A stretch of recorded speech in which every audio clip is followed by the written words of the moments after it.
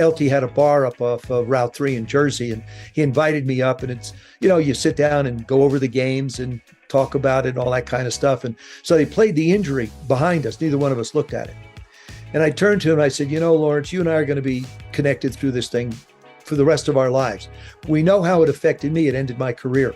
How did it affect you? Welcome to Beyond Speaking with Brian Lord, a podcast featuring deeper conversations with the world's top speakers. Hi, I'm Brian Lord. Welcome to the Beyond Speaking podcast. Our guest today is the Joe Theismann. Joe's a former Notre Dame great, NFL MVP, Super Bowl champion, a broadcaster for nearly a quarter of a century. He's the author of How to Become a Champion Every Day, a business owner and active with multiple charities like St. Jude Children's Hospital, huge list.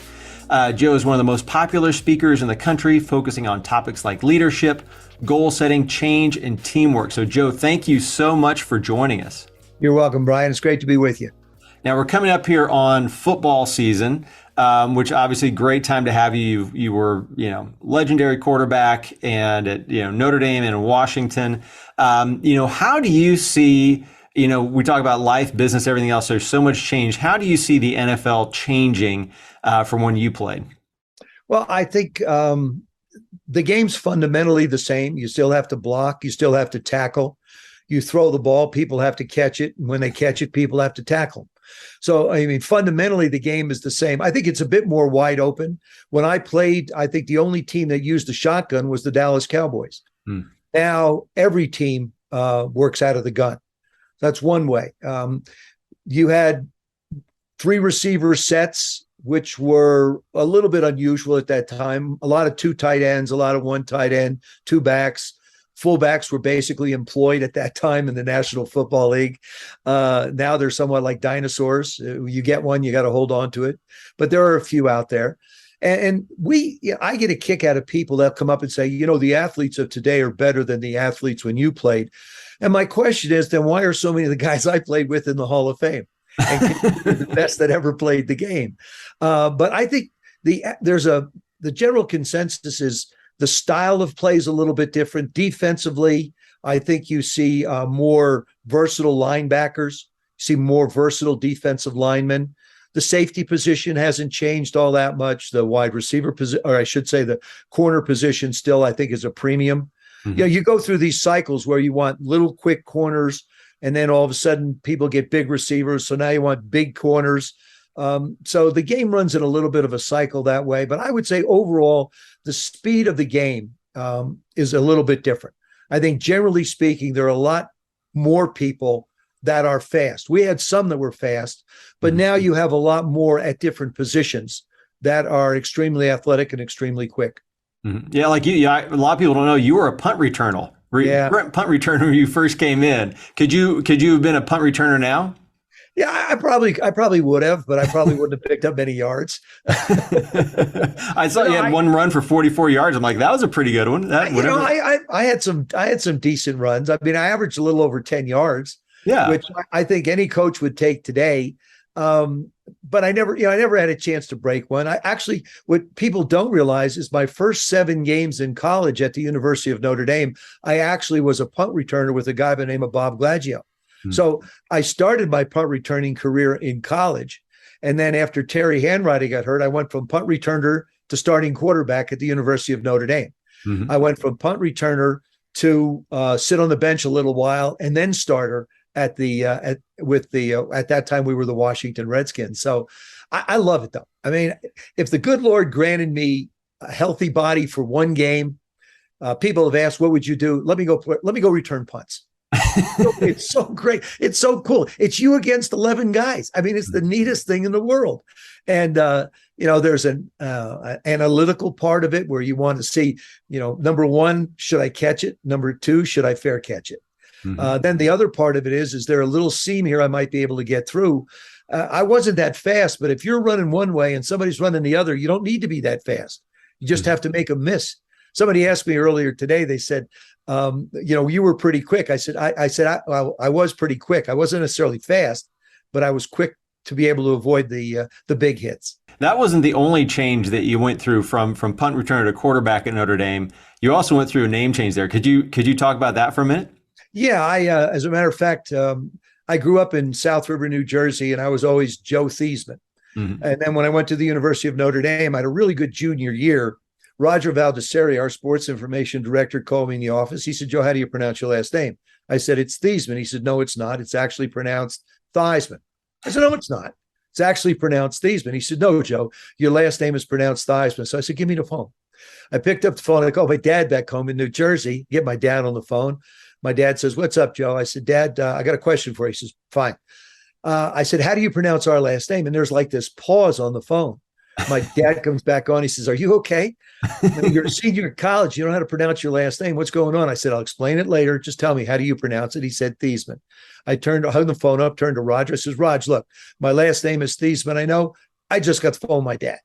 He said, "Joe, I want to tell you something. There's a trophy out there called the Heisman Trophy. He goes, best college football player in the country. We think you have a chance to win that trophy, but we're not just going to count on your athletic ability. Heck no. We're not even going to count on the reputation of the University of Notre Dame, but we think by just simply changing the pronunciation of your last name from Theismann to Theismann to rhyme with Heisman, we can get you that trophy." So it was really the first, I guess you could say, public campaign to try and get someone the Heisman Trophy. Jim Plunkett actually won it that year, and I finished second in the balloting. And people have come up to me. It's really funny to say, "Man, it must be really neat to have a trophy named after you." And my response is, if the trophy was named after me, I probably would have won it. So, but it was a unique thing. And today, my children are, my wife, we're all Theismanns. Yeah. We're all Theismanns, except my sister Patty. She stays with Theismann because she lives back in Jersey. So, going forward, as you've learned these different things, you've gone through so many different parts of career, whether it's, college, pro football, announcer, and a business owner as well. What are some of the best leadership lessons that you've learned? Obviously, marketing is important, with the Theismann. What are some of the biggest leadership lessons that you've learned? I think one of the most important things is to learn is to don't think that you know everything. I think humility is very important at the leadership position. You can be humble and strong and lead, but to think that you know everything is a big misconception. The other thing is there's strength in the people that you hire or the people that you surround yourself with. And this is a great lesson I learned from Joe Gibbs, my head coach. The people that he had in charge of the defense, in charge of special teams, the tight end coaches, the running back coaches. These were all individuals that were like-minded in their work ethic when it came to the way Joe worked, because he slept at Redskin Park at that time 3 nights a week, because that's what we called it. But he slept there 3 nights a week. I'd walk in and coaches would be asleep on the floor. I mean, they were committed men. So to me, it's number one, know what you don't know. And secondly, surround yourself with people that you believe can be great teachers and can do the job that you want them to do and expect them to do. And the third thing is let everybody know who you are and what you stand for, so that there's no question. When you go to work, people will understand why you're there. And be specific. When I think of leadership, I think of Bill Belichick. And I've analyzing Bill, there's 2 things that I think he's done in New England that are incredible. Number one, he's created an environment up there with an expectation. I think quite often we don't expect enough from people, and people don't expect enough from themselves. So it's a great chance to be able, as you lead them, to give them a chance to have an expectation, to be able to go out and execute the things that they need to do. And to be a great leader, I think you have to be accountable to yourself, and the people have to be accountable to you. Mm-hmm. And those are some of the things that I think are very important when it comes to leadership. How did you change from the time that you started playing in the NFL to the time you finished? I think we all grow through experience. I look at the young quarterbacks today, and everybody says, "Well, this guy's ready to step in." No, they're not. Not in the slightest. There's so much to learn. I mean, every day. My favorite saying is this, Brian: the day you stop learning is the day you stop living. And that applies to every aspect of life. It's what I based my book off of, called How to Be a Champion Every Day. Mm-hmm. The analogies between the world of sports, the world of business, and our own lives, they're all the same. And you have to continue to learn. And I think that's the one thing, what you do as a person in business or in our sport is you learn a lot more, which means you have to do less hard work. It teaches you to be able to really work smarter. Mm-hmm. How do you take care of your body? What's your diet? How do you interact with teammates? They're all aspects of learn. How do you learn? How do you process information? I had a conversation this morning with someone. We were talking about there are certain guys that can look at film and they can look at a chalkboard or an overhead and look at diagrams and it makes sense to them. Now you put a playbook in front of them and they look at diagrams and they don't have the same learning capability. You have to figure out how people learn. I'm a very visually driven person. I can see something visually and it's like a photograph in my mind. And then I can have a recall. It's like when I studied defenses, when I got up under center, I looked out at what looked, it was like 11 people in different places, but I knew where they were. And then as the play was going forward, I would understand where their movements should be. And therefore, if you took an overlay and put the routes on top of it, you'd be able to find where the open receivers should be. Mm-hmm. So, but that was all visual for me. I mean, I could learn from a book too, which you had to learn the plays, but visually seeing it, I learned quicker. So it was experience that helped me grow in the game of football, being able to make the mistakes, to correct the mistakes, to see what worked, to see what didn't work. And speaking of change, obviously one of the biggest stories, that's involved in your life and everything else, November 18th, I think it was at 1985 or so. Can you walk us through that day, how your life changed? Obviously something people have seen, they'd never forget it. But then how quickly did you make decisions on the rest of your life after that? I'll answer the second question first. It took me about 2 years to really get over my injury mentally. Mm-hmm. To recover mentally was one of the biggest challenges I had. Physically, I went through the process. I wanted to come back and play, but I was 35 years old. Mm-hmm. I was at a time when age 35 in the game was considered, you got to be out the door. You have to be out the door. Today, if you're 35 years old, because of the lack of positions, and keep in mind, in the National Football League, you really have 90 quarterbacks. There's 90 positions to be filled. How many of them are going to give you a chance to be able to win a championship? How many are going to give you a chance to have a winning season?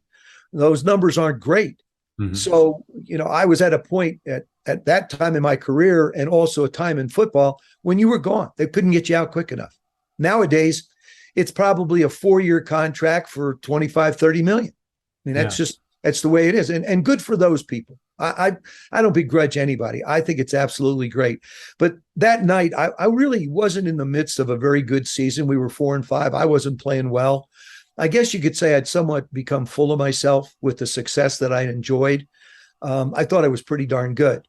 Mm-hmm. And that particular night, I'll never forget it. The good Lord enters our lives in different ways. And this is one night where I never went into shock. I remember everything getting ready for that game, sitting in my locker, staring at the wall and having a heart-to-heart with myself, which I guarantee you, anybody that's watching this did that during the pandemic. Mm-hmm. You sat and you analyzed, and you as well. I promise you did. What am I going to do with my life? Where am I going? What's happening to the company? What direction am I going to go in? These are all the things, these are conversations that we have with ourselves. And I did that. I sat in my locker and stared at the wall and I said, all right, Joe, it's the Giants. It's Monday Night TV. It's your opportunity, which happens to be my favorite word, to go out and show the world that Joe Theismann that you love so much is back. Get up from my locker, start out of that locker room. And we used to have the logo of our helmet right above the exit sign. And for 12 years, I hit that logo, never said a word. On this night, as I hit that logo, I said, tonight your life's going to change, Joe. Little did I realize I was into prophecy. Went out on that field, 7 for 10, touchdown pass, figured, look out, world, Joey's back. That Joe Theismann character that I love so much is back. When we start to turn the second quarter, Coach Gibbs calls a flea flicker, which simply put, I took the snap from center, turned around, handed the ball to Big John Riggins, our fullback. He stopped at the line of scrimmage, pitched it back to me. The Giants should all be up there trying to tackle John. They weren't. They dropped back in the coverage. I looked to my safety valve to the right. He was covered. And then Lawrence Taylor grabbed my left shoulder. His right leg caught my right leg between the knee and the ankle. And right off my left shoulder, I heard this pow, pow. Matter of fact, you could hear it on television. I've only seen the injury once, but you could actually hear my leg breaking. And I remember laying on the ground and, Coach Gibbs comes up and he kneels down next to me and Joe, you've meant so much to this football team. Joe, this is a heck of a mess you've left me. And I said, I'm sorry. And we chuckled, and then they wheeled me off that stadium. And I've never heard an ovation like that before in my life. Everybody was just reaching out to this person who thought that he was an island unto himself. He thought that he was the most important person on a football team. I'd sort of let material things in my life dictate the direction I wanted to go. But at that night, it began a reclamation project for me where I learned so many more important things about life through that experience, that you're never alone in this world, that you have to worry and care about other people. We're here to serve, not to be served. Mm-hmm. I had that backwards. And I think that's the one thing I try and stress to people, that the more you can do for someone, the way you can give back in time or money or whatever it can be to help someone else's life better, believe me, you're making your own life better. And so for me, that was a night that changed everything. And there were a couple of sort of different things that happened. For example, that next Tuesday morning, when I'm in the hospital, the nurse comes walking in and she says, Mr. Theismann, Mr. Taylor's on the phone. Would you like to speak to him? I said, give me the phone. I said, LT, is that you? He says, yeah, Joe, how you doing? I said, not very well. He says, why? I said, why? You broke both bones in my leg, for crying out loud. He said, Joe, you have to understand something. I don't do things halfway. Got to go to practice. Talk to you later. But he called to see how it was, and we chuckle about that all the time. And there was another instance about 4 or 5 years after that LT had a bar up off of Route 3 in Jersey, and he invited me up, and it's, you sit down and go over the games and talk about it, all that kind of stuff. And so they played the injury behind us. Neither one of us looked at it. And I turned to him and I said, Lawrence, you and I are going to be connected through this thing for the rest of our lives. We know how it affected me. It ended my career. How did it affect you? And he said something I thought was very prophetic, Brian. He said, Joe, I learned a great lesson that night, that no matter how great you are at what you do, it can be over in an instant. And that every day you have to get the most out of your days. You can't wait till tomorrow.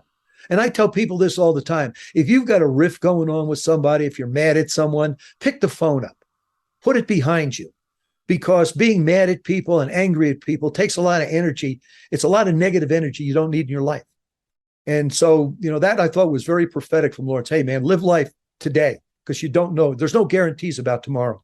Well, thanks for sharing that. That was one of the questions. We'd gotten some, questions from different people. One of those, Brandon Keel, are you and Lawrence Taylor friends now? So I guess that answers that. Brandon, we are, and we actually have played golf together, but I won't let him stand where I don't see him.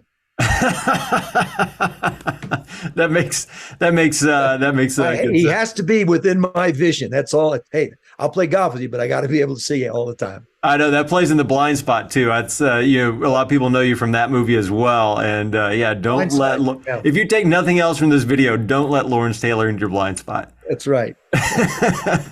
Very cool.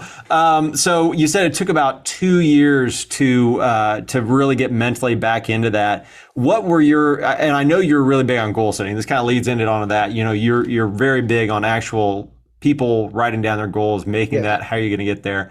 What process did you go through in that, and what would you advise people to do who are faced with a big change in life? Well, I had to reassess my life, first of all. Like I said, I had to be a different person than I was.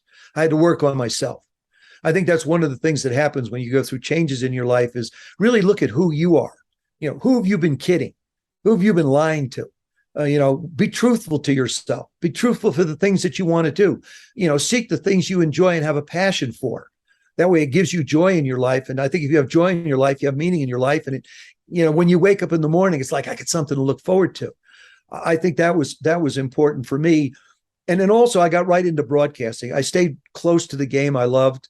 In '86, I wound up, doing, CBS for 2 years. And then I went on to ESPN for, I think, 18, 19 years, and then 3 years at the NFL Network. So I spent a lot of different time around the game still. I love the game. I'd still work out for coaches. I'd throw defensive drills when my leg got better. It took 2 years for my leg to get better. And so as I healed physically, I healed mentally.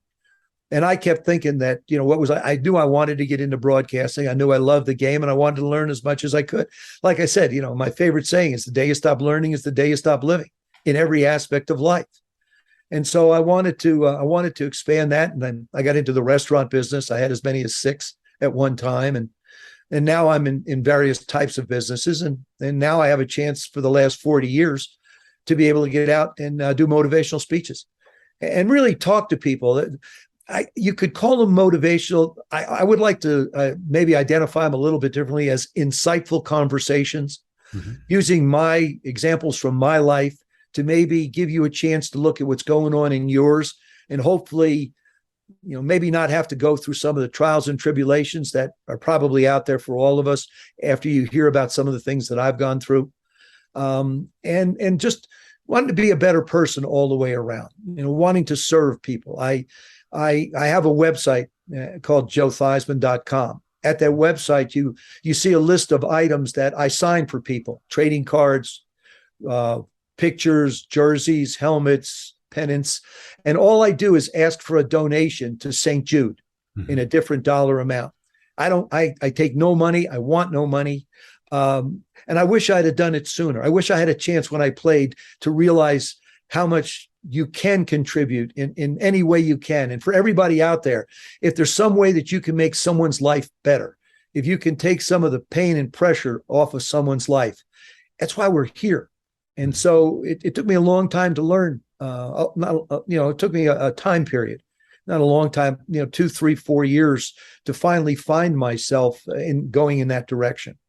And those were the things. And then I still write down goals in 4 areas: personal, professional, spiritual, and financial. Personal, professional, spiritual, and financial. And I say to people, what do you want? What do you want in life? Take those 4 areas and think about it and write them down. And they're not there forever. Your life changes. And so you amend them to different things. Now, if you're single, that's one thing. If you have a partner or you're married, that's another thing. If you have children, that's another thing. You continue to evolve. And that's a big word, is evolution as an individual. To be able to evolve as a person is very important. And that helps me get in that direction when I identify. I came out of a world of sports where we wrote things down. I walk in a locker room, there were the goals right in front of us. Many people that'll see this hopefully are in businesses, and you'll have meetings and they'll write down what you're supposed to accomplish. Be it in our own lives, we don't take the time to write them down. Roughly 98% of the people in this world don't take a pen in hand and write down a goal. Yeah. I think it's easier for people sometimes just to be like a ship without a rudder. I'll deal with it. Move from one current to another. Up it comes up, I'll deal with it. Instead of being able to say, okay, this is where I want to go. This is the direction I want to go. And that may change, but at least you've created an opportunity for yourself to gain some direction. I love one of the things you were talking about earlier is just making a difference in people's lives. To scoot back just a little bit with St. Jude, what have you learned there, and what are you most proud of in your involvement with St. Jude? The people that make up St. Jude, the people that the families that are there. I mean, Danny Thomas took a dream. He and a gentleman by the name of Richard Shadiak, they created this dream about having children be treated for cancer and not have to pay. From all over the world, people come and are, we just had this past weekend was the St. Jude Classic, FedEx St. Jude Classic down in Memphis, Tennessee, where St. Jude is located. But my daughter had open heart surgery at Children's Hospital National Medical Center in Washington, D.C. at the age of 3. And the doctors were fabulous and magnificent. But the way we were treated as a family, they sat down and they explained what was going to happen to Amy. They explained the recovery process. You're never alone at St. Jude. You're not going through this alone. So many people are there to help you on your journey and the young person's journey that's dealing with the cancers and dealing with the diseases. And like I said, it's if you were to take a body and you think of the blood flowing through your body, it's the people. If St. Jude as a building is your body, it's the people that are the doctors, the researchers, the nurses, everybody in that facility, everybody in that hospital. They're the bloodline that keeps it going. And it's just, you just can't do enough. I mean, the courage that these people show, these young people show, the courage that they come in, they don't know if there's a tomorrow. And to see, just to talk to them, to be around them. Boy, if you don't feel good leaving there, I'm sorry, you really probably are never going to feel good. Yeah, they do some amazing stuff there. Oh my gosh, we're just down the road. We're in Nashville, so I've done the marathon down there, the St. Jude Marathon in the winter, and it's amazing what they do there. So, switching gears a little bit here, I want to get to some of the more of the reader questions that we had, some of the ones from social media. This one's from Jacob Lytle in North Carolina. What's your funniest or most memorable moment as a broadcaster? Oh my gosh. Oh, I'll never forget sitting across from Mike Singletary when he was a middle linebacker of the Bears. And he started to talk about football. Now, he comes in, he's the most gentle, calm person in the world. You get him on a field, he's totally different. But he talked about philosophy of football. When I left that room, I was ready to go put my uniform back on. It's another incredible moment in broadcasting was when I had a chance to be with Reggie White. Reggie had torn his right hamstring. And we're sitting in the meeting, and I said, "Well, Reg, you're probably not going to play." He said, "I'm going to play." He said, and this is his words. He said, "The good Lord will heal this for me."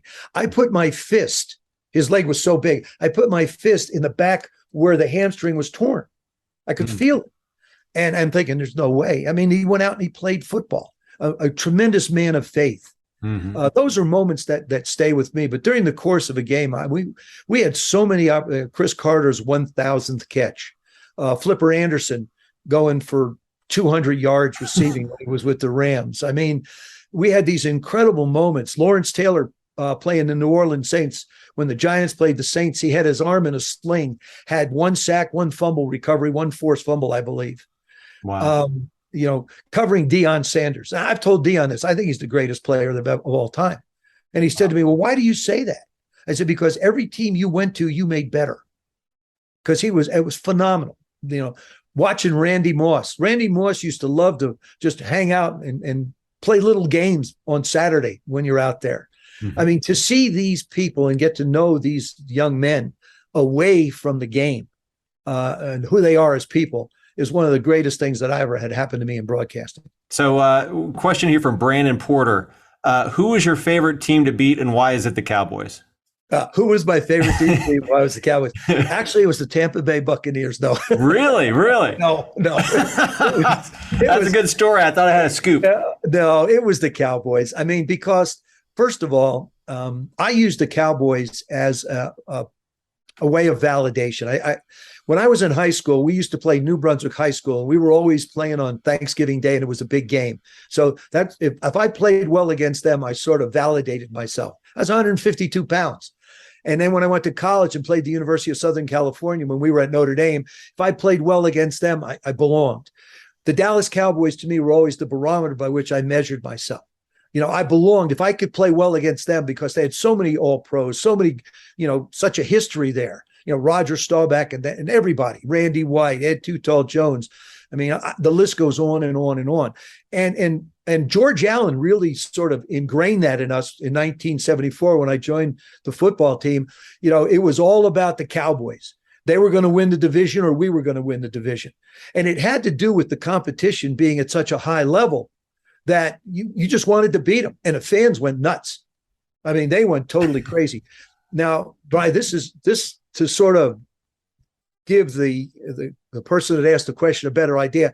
In the end, the people think that the most enjoyable game I ever played in and the biggest game of my life was the Super Bowl. It was a big game, and it was a great moment in my life.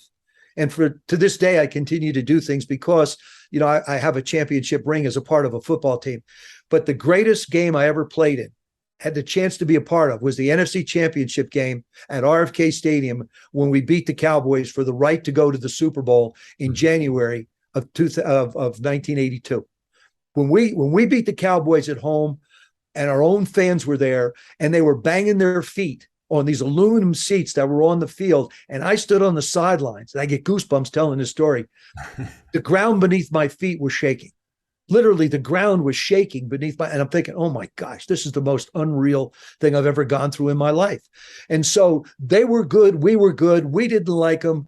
George perpetuated it. And, we just kept it going. And we felt like, we knew that it would be one of us would be standing at the end. And actually, it's an interesting cycle in that division. The Giants went through their period of time. Mm-hmm. The Eagles went through a short and brief period of time. We went through ours, and the Cowboys went through theirs. So everybody had their moments in that division. But for me, it was always, the Cowboys were the team that I wanted to play well against. And who the heck would build a stadium with a giant hole in the middle of it that they couldn't close? I used to get the living daylights knocked out of me, and I would lay there at Texas Stadium, and I'd be gasping for air, going, and I'd look up, and I'm thinking, why is there a stupid hole in this stadium? Crying out loud! Couldn't you just cover it? But it was always, you always got up for a Cowboy game. If you weren't up for a Cowboy game, you didn't have a pulse. Well, Joe, thank you so much for joining us, for sharing your stories on leadership and goal setting and team building and so much else. And so thank you for coming on and being part of the Beyond Speaking podcast. Thank you so much for having me. I appreciate it. Look forward to seeing you again. Thank you for joining us for the Beyond Speaking podcast. To learn more about today's guest, go to beyondspeak.com. Make sure to leave a review and subscribe wherever you listen.